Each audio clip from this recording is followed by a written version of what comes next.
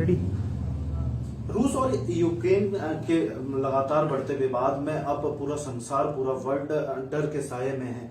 कहीं अन्य देशों के बच्चे जो वहां पर पढ़ने के लिए जाते हैं वो वहां बुरी तरीके से फंस गए हैं, और जो लगातार मदद की गुहार लगा रहे हैं उनके परिवार भी अब डर के साये में। ऐसा ही एक परिवार जो उत्तराखंड के उधम सिंह नगर दिनेशपुर में मौजूद है, जिनका घर का चिराग वहां पर मौजूद है, और वहां शिक्षा प्राप्त करने के लिए, शिक्षा ग्रहण करने के लिए यूक्रेन गया हुआ था। और अब यूक्रेन में लगातार जिस तरीके से रूस ने फायरिंग और जिस तरीके से हमला अपना जारी रखा है, उससे कहीं ना कहीं डर का माहौल अब इनके घरों तक भी पहुंचा है।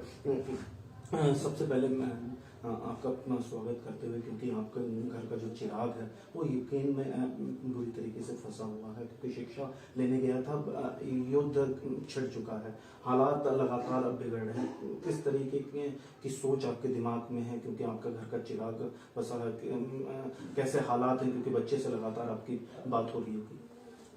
हम तो बच्चे तो ये कह रहे हैं कि लगातार बमबारी हो ही रहा है, और हम इंडिया गवर्नमेंट से ये रिक्वेस्ट करना चाहते हैं कि उसको किसी तरह से जल्दी निकालने की कोशिश करें। और वो जिस एरिया में है खरकीव, वो बिल्कुल रूस के बॉर्डर में है, वहां से करीब 30 किलोमीटर की दूरी पे है, और वो जहां रह रहे हैं उसके ऊपर से हर वक्त प्लेन वगैरह एयरक्राफ्ट जा ही रहा है और गोलाबारी चल ही रहा है। इसी की दहशत में वो कल रात मेट्रो के अंडरग्राउंड वहां पे जाके रुका था, रात वहां बिताया है। और जो इंडियन दूतावास से उनका कोई संज्ञान नहीं ले रहा है, ना उसके पास कोई खबर दे रहा है।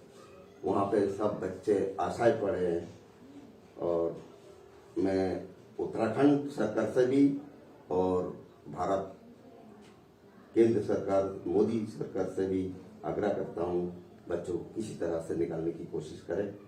और जो देरी हुई है इसी कारण की, जो भारत के दूतावास से एडवाइजरी जारी किया वो बहुत लेट किया है, और उस समय बच्चे का जो टिकट जो 35-30 हजार का टिकट हुआ करता है, वो करीब 70,000, 80,000, 90,000 कर दिया गया। तो भारत सरकार ने इसको कोई संज्ञान नहीं लिया। बच्चा इसी वजह से घबराए हुए थे, इसी वजह से वो टिकट लेने में असमर्थ हो रहे थे, इसलिए सारे जो बच्चे रुक गए, इसी वजह से रुक गए।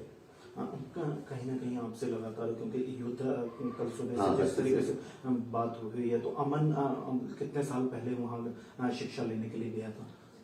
अमन 2019 में वहाँ पे गए हुए थे। इस बार उसका तीसरा ईयर है, MBBS का कोर्स कर रहा है। खारकीव इंटरनेशनल मेडिकल यूनिवर्सिटी से वो अध्ययन ले रहा है, MBBS का कोर्स। वो इस साल उसका 3rd ईयर है, और 1-2 महीने के बाद उसका 4th ईयर आ जाता। तो इस कठिन उसमें अब वो गुजर रहे हैं वहाँ पे। कठिन परिस्थिति है, आपकी लगातार बात भी हो रही है।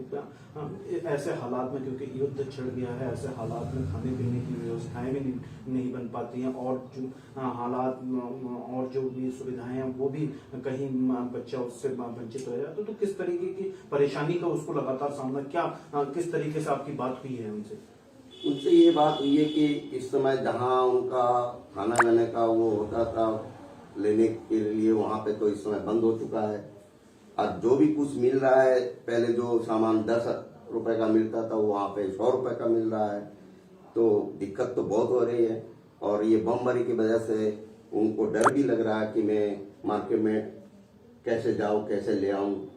ये डर का एक माहौल बना हुआ है उनके, जो उसके साथ में और भी बच्चे हैं। कहीं ना कहीं वो अभी डर के माहौल से प्रेरित है। डर का माहौल है। कितने बच्चे अमन के साथ में हैं जो भारत के हैं, जो वहाँ पर शिक्षा प्राप्त कर रहे हैं?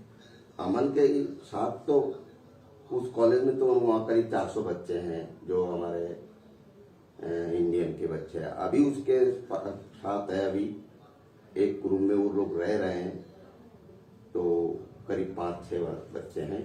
वो अलग रूम में रहते थे, तो उनने बुला लिया अपने पास, सब एक जगह रहे और अपने आप को कोऑपरेट करके चले। इस उद्देश्य से वो सबको अपने पास भी बुला लिया था। एक उसका दोस्त था हेमंत के नाम से, उसके घर से 1.5 किलोमीटर दूर में बम ब्लास्ट हुआ था। वो तो इतना डरा हुआ था कि उसको तुरंत हमारे बेटे ने उसको लेके आया है और वो अपने रूम में ही रखा है।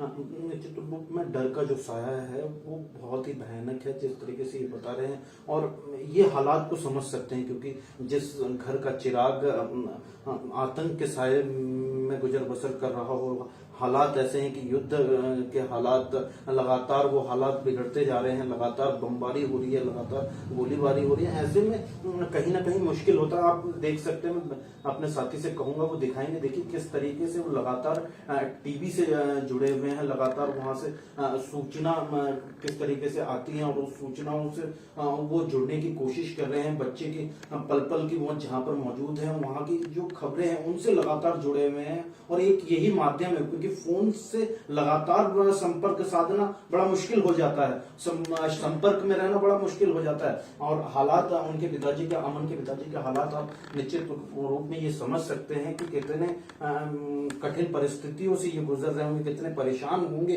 क्योंकि जिसके घर का चिराग परेशानी में फंसा हो, उस पिता के लिए निश्चित रूप में उस दर्द को बयां करना बड़ा मुश्किल हो पाता है।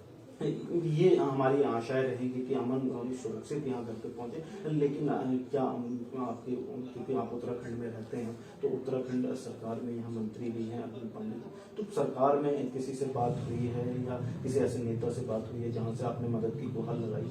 मैं पांडे जी, अब मेरा पास सवेरे फोन भी आया था और फिर आज मैं शाम को मैं और मेरा एक भाई काजल साथ जाके उससे मुलाकात भी किया है और उनसे कहा, आग्रह भी किया है बच्चों को किस तरीके से लाया जाए, आप थोड़ा प्रयास कीजिए। उनसे बच्चे से व्हाट्सएप माध्यम से बात भी करा दिया था, तो उनने कहा कि भारत सरकार प्रयास कर रहा है कि इस तरह से लाने की, इसकी चिंता मत कीजिए, धैर्य रखिए, यही आश्वासन दिया है। क्या अगर आप एक पिता है, निश्चित रूप में इसका जवाब देना बड़ा मुश्किल है, लेकिन अगर आप भारत सरकार या उत्तराखंड सरकार की बात करें, कितना सहमत हैं कि कितना वो अपने देश के बच्चों का ध्यान रखने में वहां पर सार्थक साबित रही है? अगर भारत सरकार कहो या उत्तराखंड सरकार कहो, अगर इतना अगर ध्यान रखते तो यहाँ का डीएम, यहाँ का जो वो है, तो हमें संज्ञान लेता। अभी तक ना डीएम से कोई खबर आया, ना कुछ किया है। इसके मतलब यहाँ के डीएम भी सोए हुए हैं और उत्तराखंड सरकार का कोई प्रेशर भी नहीं बन पाया रहा होगा डीएम को या एसडीएम हो या तहसीलदार हो, जो इस चीज का संज्ञान लेते हैं कि बच्चा कहाँ का है, कहाँ है। इसके लिए हमने ऑनलाइन अप्लाई भी किया था, वो कर भी दिया था कि हमारा बच्चा भी यूक्रेन में फंसे हैं। सुबह एलओई ने भी हमारा पूरा बच्चे का पासपोर्ट का और उसका फ़ोन नंबर और एड्रेस पूरा ले चुका है।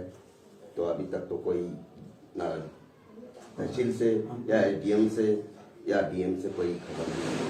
किसी प्रशासनिक अधिकारी ने अभी तक सुध नहीं दिया। चलिए हम ये भी करेंगे कि प्रशासनिक अधिकारी भी आपके परिवार, क्योंकि परिवार को भी संभालना बहुत जरूरी है। और इस जिस तरीके से आपका बच्चा वहाँ परेशानी में है, कहीं ना कहीं आपका परिवार भी परेशानी में है। अब क्या बात हुई थी लास्ट टाइम जो बात हुई, खाने पीने की व्यवस्था, क्योंकि सारे संसाधन वहाँ खत्म से हो चुके हैं, टूट से चुके हैं, तो खाने पीने की व्यवस्था अमन कैसे कर रहा है अपने साथियों के लिए, अपने लिए?